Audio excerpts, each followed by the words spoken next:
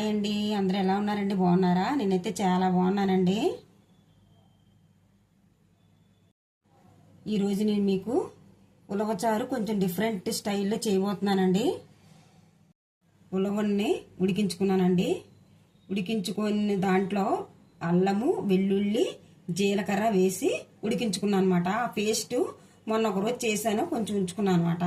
ఆ పేస్ట్తో మీకైతే డిఫరెంట్ స్టైల్లో చేయబోతున్నాను. ఇప్పుడు చూపిస్తానండి. టమాటాలు కొంచెం ఎక్కువ తీసుకోవాలి.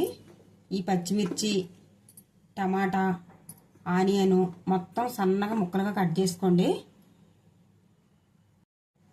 వీడియోలోకి వెళ్ళే ముందైతే నా ఛానల్ ఎవరైనా కొత్తగా చూసిన వాళ్ళైతే ప్లీజ్ అండి సబ్స్క్రైబ్ చేసుకోండి. సబ్స్క్రైబ్ చేసుకున్న లైక్లు చేయండి, షేర్ చేయండి, కామెంట్స్ పెట్టండి. నా ఛానల్కి అయితే సపోర్ట్ ఇవ్వండి. చింతపండు తీసుకోవాలండి. మీకు తగ్గట్టుగా మీరు తీసుకోండి. ఇది పిక్కతో చింతపండు అండి. కొంచెం ఎక్కువ అనిపిస్తుంది కానీ చాలా తక్కువ తీసుకున్నాను నేను. తక్కువ తీసుకోవాలి చింతపండు. టమాటాలు ఎక్కువ తీసుకోవాలండి. ఇప్పుడైతే చింతపండుని ఒక అరగంట ముందు నానబెట్టేసుకోవాలి. పెప్పర్లోనైతే ఆయిల్ పోసుకున్నానండి. హీట్ ఎక్కుతుంది.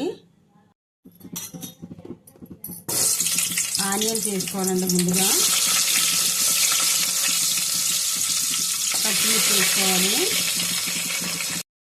కలుపుకోండి. ఆనియన్స్ బ్రౌన్ కలర్లో రావాలండి. టమాటాలు వేసుకుందాం. కొంచెం సాల్ట్ వేసుకోవాలి. కొంచెం పసుపు వేసుకోవాలి. కొండి మంటను మీడియం ఫ్లేమ్లో పెట్టుకొని టమాటాని సాఫ్ట్గా మగ్గించుకోవాలండి. టమాటా అయితే కాస్త మగ్గిందండి. కారం వేసుకుందాం. కలుపుకోండి. కారం కూడా సాఫ్ట్గా మగ్గాలండి.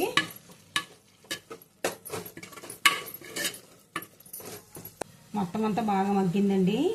ఇప్పుడు మనం ముందుగా ప్రిపేర్ చేసుకున్న ఉలవ పప్పుని వేసుకుందాం. కలుపుకోండి. మొత్తం టమాటాలో మొత్తం ఇదంతా సాఫ్ట్ అయిపోవాలండి. బాగా ఉడకాలి.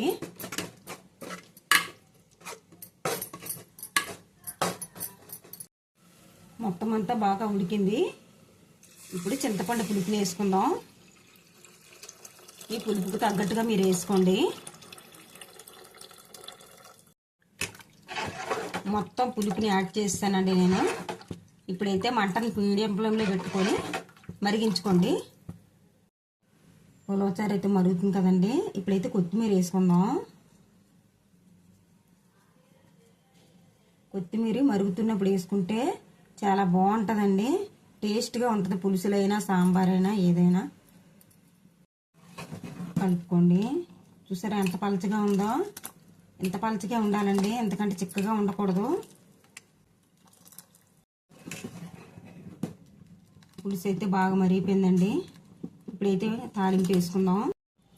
పొయ్యి మీద పాన్ పెట్టుకున్నానండి. ఆయిల్ పోసుకున్నాను. హీట్ ఎక్కుతుంది. ఆవాలు, జీలకర్ర వేసుకోవాలి. వెల్లుల్లిపాయలు వేసుకోవాలి. ఎండుమిర్చి వేసుకోవాలి.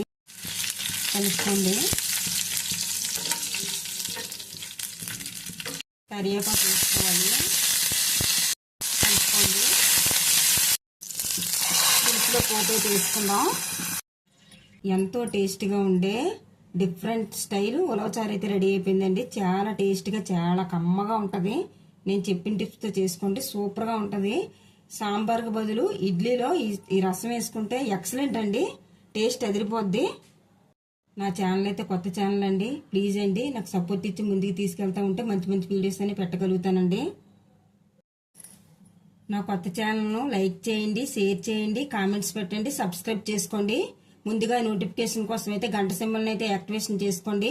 Thank you for watching.